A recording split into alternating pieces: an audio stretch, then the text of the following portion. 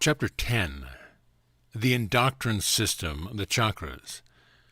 The bodies of man, as we have seen, through their intrinsic qualities, make the human soul capable of expressing itself in the world of form, and prepare man to eventually return to his Father, from where he'll have no need to come out again.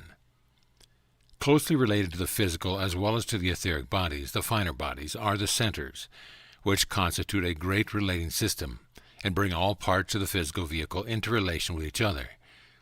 These centers govern the Endoctrine system, which, in turn, controls the 7 major areas of the physical body, and is responsible for the correct functioning of the entire organism, producing both physiological and psychological effects. In this ganglionic system, we have a replica in miniature of the septenary constitution of the universe, and the medium of expression as well as the instrument of contact for the 7-ray force which influence the evolutionary life of man. The higher man ascends in the ladder of evolution, the more these centers expand, and when the reverse occurs, they remain dormant. In the Endoctrine system, we have the tangible and exoteric expression of the activity of the etheric vital body and its 7 centers.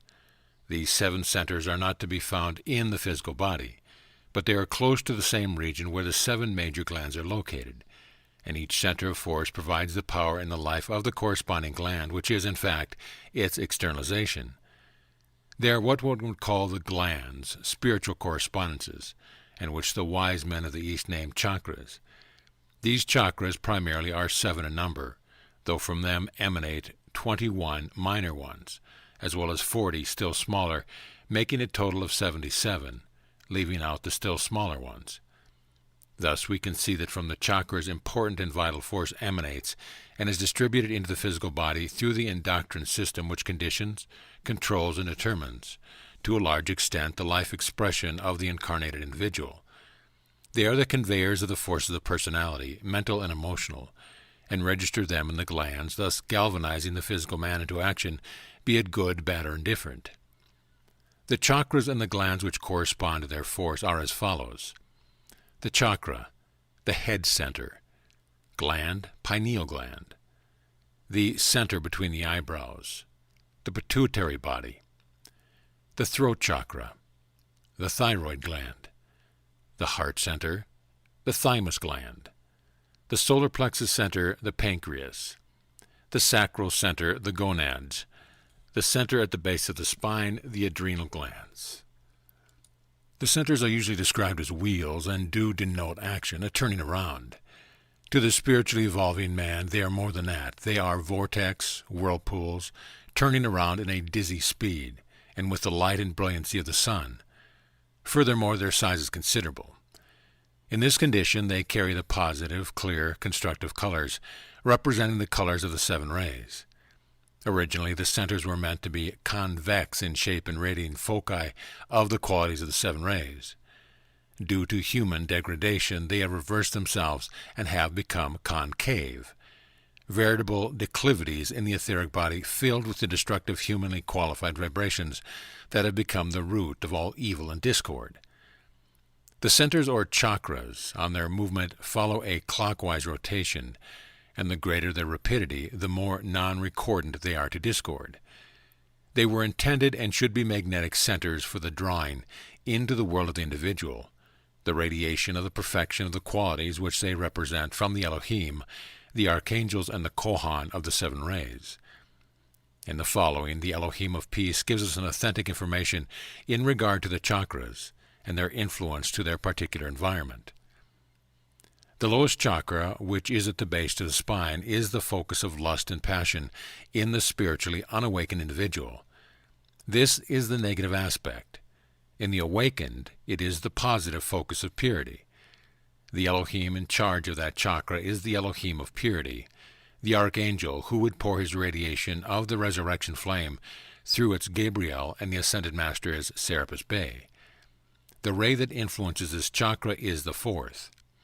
The central chakra, located at the spleen, is the focus of anger, malice, hatred, and even mild dislike in its negative aspect. Its positive activity is the power of invocation. The Elohim in charge of this center is Arcturus, its archangel Zadkiel, and its Kohan, Saint Germain.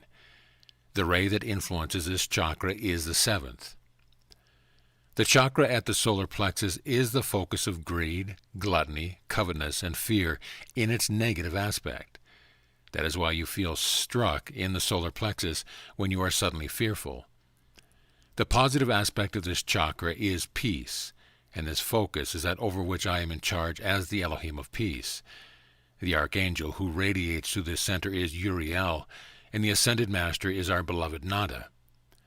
When this chakra has been completely purified and you hold the solar plexus in a wholly controlled manner, feeling the radiation of ascended master, peace for my own humble self, Uriel and Nada, then you will have complete protection against both fear and the destructive desires of others of mankind, as well as complete protection from the grasping nature of your own physical appetites. The ray on this chakra is the 6th. The chakra at the heart, in its negative aspect, represents lethargy, sloth, and laziness. If your heart is not in a thing, you do not give it much of your life. The positive radiation of this center, of course, is that of pure, selfless, divine love. Its Elohim is the beloved Orion. The archangel is Chamuel, and the Kohan is the Lady Master Rowena, formerly was Paul the Venetian. The ray is the 3rd. The chakra at the throat is the power center of the body, where in its negative aspect rests envy and the desire for personal power. Its positive activity is the power to create perfection by the doing of God's will, and the Elohim in charge here is Hercules. The archangel is Lord Michael, and the Kohan is beloved El Moria. The ray in charge here is the 1st. The chakra in the forehead is the focus of the power of reason, and its negative aspect manifests as pride and intellectual arrogance.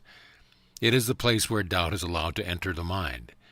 Its positive aspect is, visualized in early mythology, as the all-seeing eye of God, and the power of concentration. The Elohim whose name is Vista, known as Cyclopeia, is the one in charge of this center. The archangel in charge of this chakra is beloved Raphael, who is the archangel of concentration and consecration. No life stream will consecrate himself to anything until both his mind and heart are convinced of the efficacy of the services he can render through such endeavors. The ascended master Hilarion represents the focus also. That is why, as St. Paul, or Saul of Tarsus, he had the tremendous mental development of the 5th ray, the ray of which he is today in charge. Thank God that the crown center of the body at the very top of the head has not been touched destructively, and there is no negative vibration there.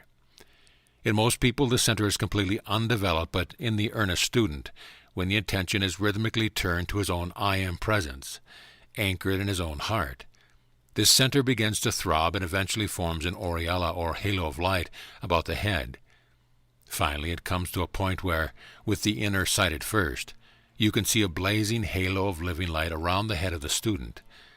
This is the chakra presided over by beloved Cassiopeia, the Elohim of illumination. Its archangel is beloved Jophiel, and its Kohan Lanto, having succeeded Cthulhu. Of course, his ray is that of illumination. The 2nd ray, and all who start upon the spiritual path first come under the direction and instruction of beloved Lanto.